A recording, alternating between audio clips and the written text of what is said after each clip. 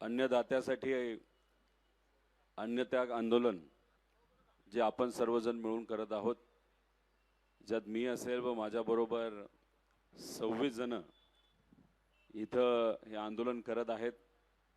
सुरुवातीला हा आकडा 10चा होता, पण बघता बघता अनेक शेतकरी महाराष्ट्राच्या कानाकोपऱ्यातून आणि त्याच्यामध्ये काही महिला सुद्धा इथं शेतकऱ्याच्या हितासाठी अन्नत्याग आंदोलन करत आहेत।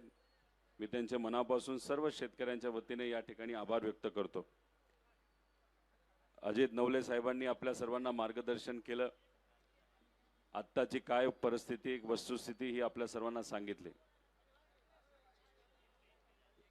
आता आम्हा सर्वांना अन्नत्याग आंदोलनाला सुरुवात करून 24 तास झाले। त्या 24 तासामध्ये काल दोनदा कृषी मंत्री साहेबांबरोबर बोललो, त्याच्याच बरोबर सहकार मंत्र्यांशी पण बोलणं झालं। आज अजूनपर्यंत सरकारकडनं कुठलाही निरोप त्या ठिकाणी आलेला नाही। तो कधी येईल काय येईल हे नंतरच तिथं आपल्याला कळेल।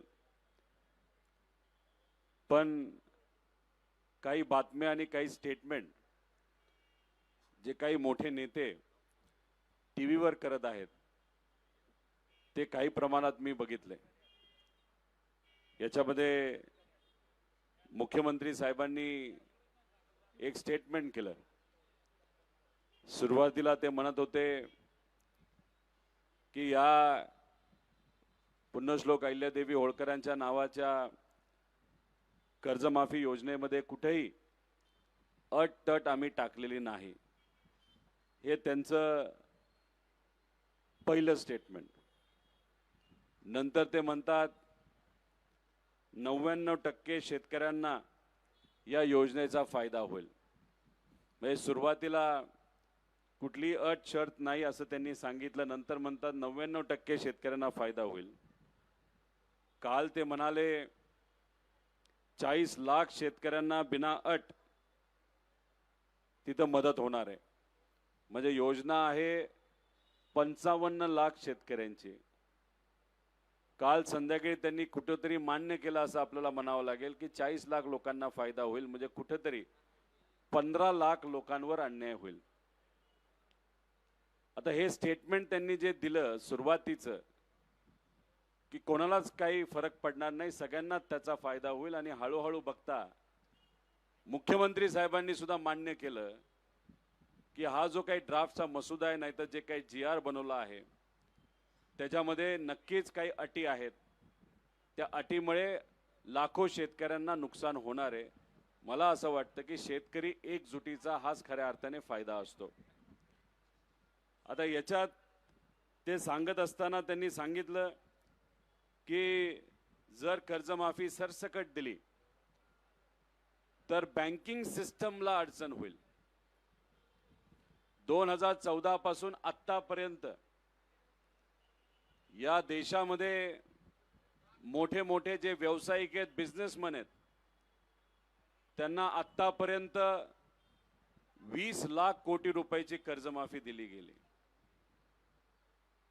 आणि इथं आम्ही शेतकरी म्हणून कुठेतरी एवढंच म्हणतोय की 35,000 कोटी रुपयाची कर्जमाफी तुम्ही जी जाहीर केली ती पूर्णपणे आमच्या शेतकऱ्याला तुम्ही द्या।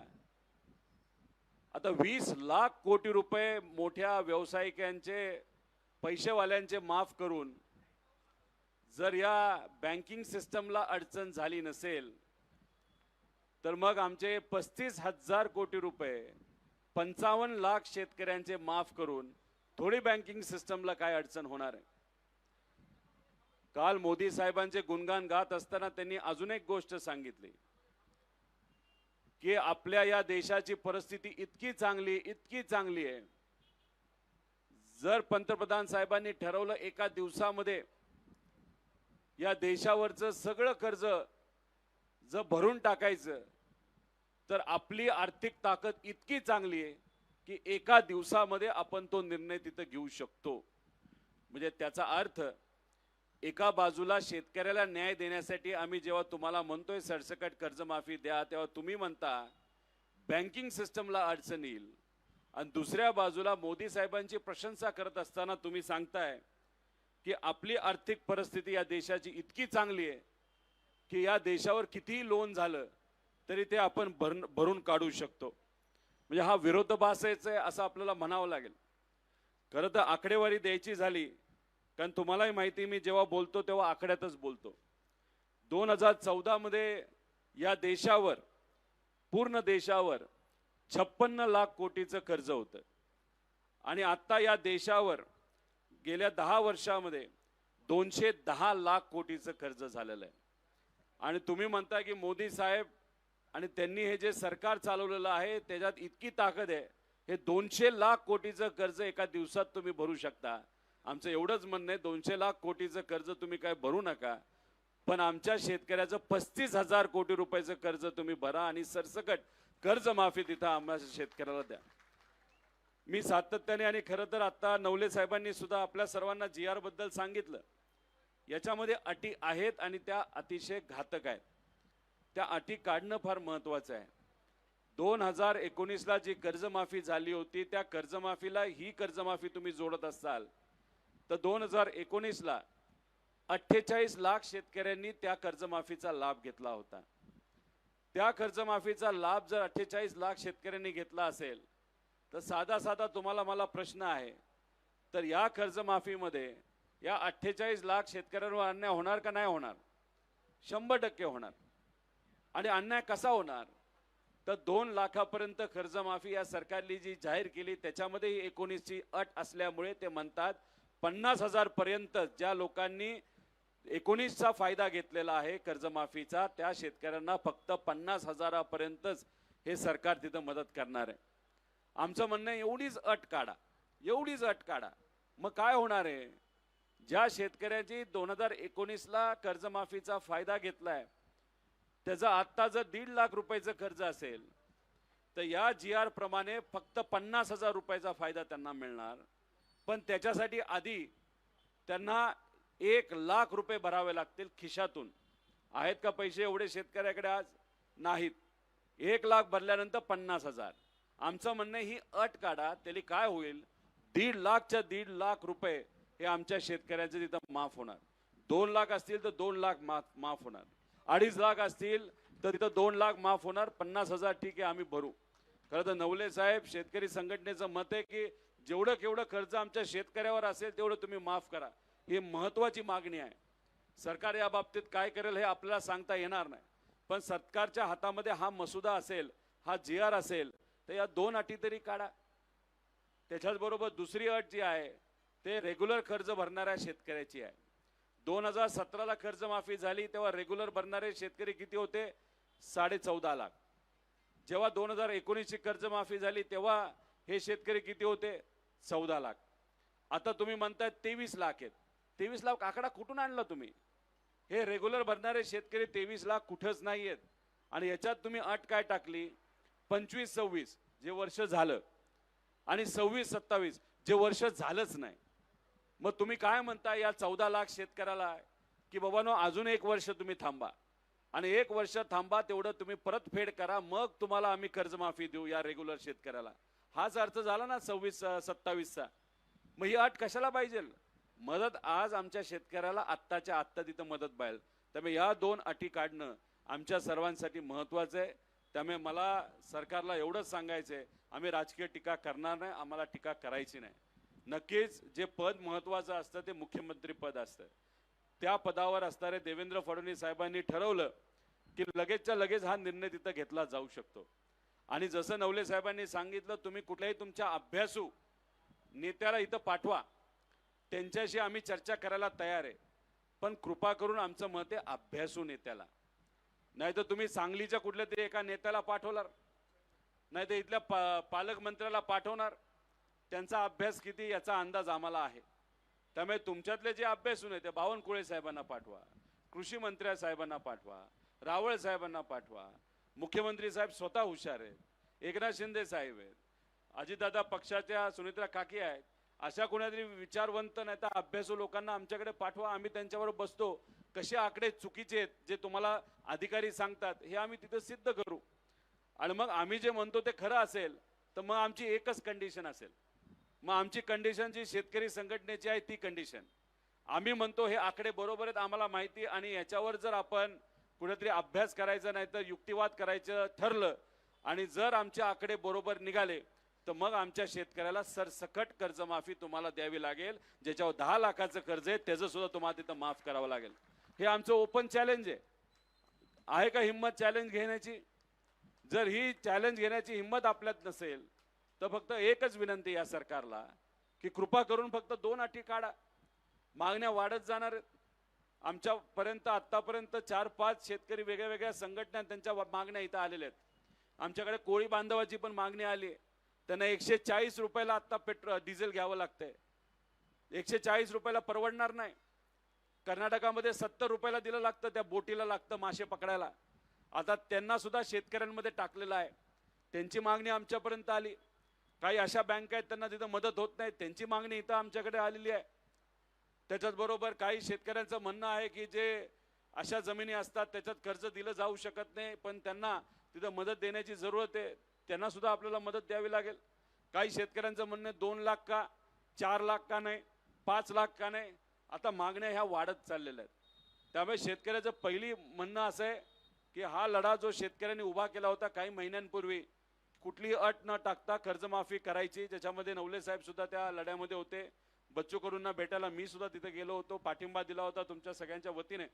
तर बिना अट हे जे काही आज GR आहे तो GR त्या ठिकाणी तुम्ही तिथं द्यावा. आणि त्याच्याच बरोबर जे जे लोक या शेतकऱ्याच्या आंदोलनावर बोलतायत, खालच्या लेवलला जाऊन तिथं बोलत आहेत, मला त्या छोट्या नेत्यांना काही बोलायचं नाही. मला मुख्यमंत्री साहेबांना एवढंच बोलायचं आहे. मुख्यमंत्री साहेब, तुम्ही मोठे नेते आहात.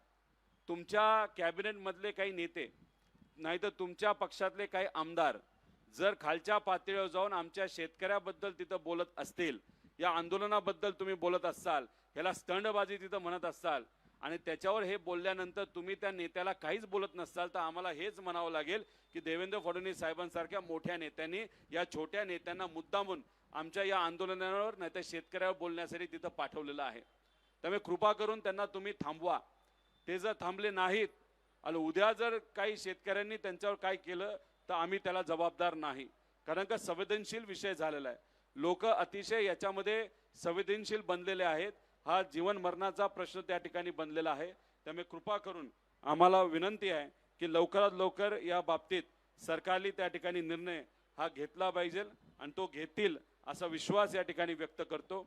त्यामुळे 24 तास झाले, माझ्याबरोबर 26 जण आहेत इथं. नवले साहेब, देशमुख साहेब, सर्व शेतकरी संघटनेचे लोक आले, त्यांचं मी मनापासून इथं आभार व्यक्त करतो. ज्या ज्या लोकांनी आम्हाला आतापर्यंत पाठिंबा दिला त्यांचे मी आभार व्यक्त करतो. फक्त एक गोष्ट महत्त्वाची आहे, बऱ्याच लोकांना असं वाटत असेल की हा काय जास्त वेळ इथं बसणार नाही.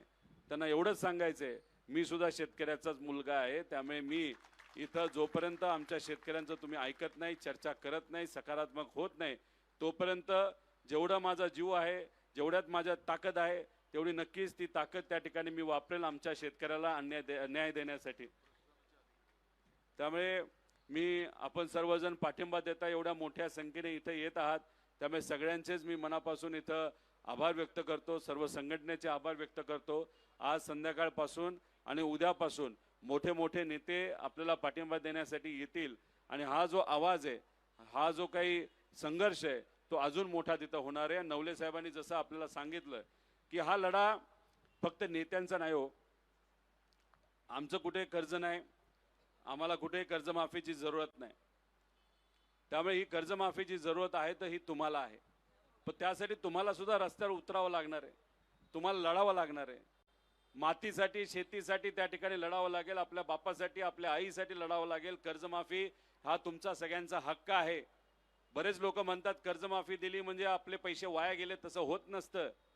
जर गेल्या 5 वर्षामध्ये सरकारली जर तुमच्या सोयाबीनला चांगला भाव दिला असता, मकेला भाव दिला असता, कांद्याला भाव दिला असता, कपाशीला भाव दिला असता, तुमची केळी जेव्हा अडचणीत आली होती, जेव्हा इराण हे आपली केळी घेत नव्हतं, 2 रुपये किलोला आपली केळी विकली, या केळीला जर सरकारने मदत केली असती, ज्या संत्र्याला संत्री विकत असताना बांगलादेशला संत्री जात नाही म्हणून ज्या शेतकऱ्याला अडचण आली त्याला जर सरकारने मदत केली असती आणि तुम्हाला चांगला हमीभाव मिळाला असता तर कर्जमाफीची जरूरत होती का? अजिबात नव्हते, पण कुठेतरी सरकार या बाबतीत कमी पडलं आणि त्यामुळे आज आम्ही अडचणीत आलेलो आहे.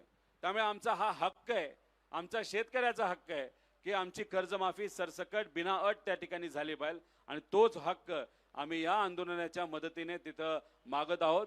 त्यामुळे सर्व शेतकरी बांधवांना, भगिनींना, माता भगिनी, त्याच्याचबरोबर आमचे युवा जे शेतकरी आहेत त्यांना मी विनंती करतो, हा लढा तुम्हाला कुठं ना कुठंतरी आपल्या गावात, तालुक्यात, जिल्ह्यात हा हातात घ्यावाच लागेल आणि तुमच्यासाठी तुम्ही स्वतः जर रस्त्यावर उतरला नाही तर कुणीही नेते तुम्हाला मदत करू शकत नाही.